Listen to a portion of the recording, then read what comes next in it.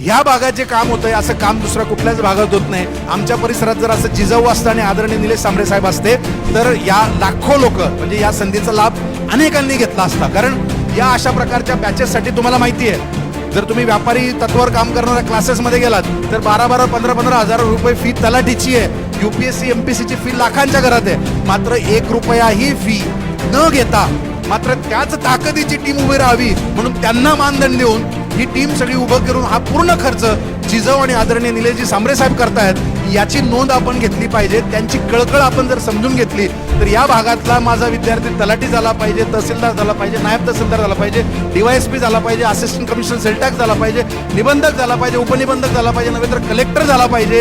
ही जी मानसिकता किंवा हा उदात्त हेतू साहेबांचा आहे आणि या हेतूला पूर्ण करण्यासाठी पूर्ण ताकदीने जिजाऊ या ठिकाणी पाय घट्ट रोवून काम करते.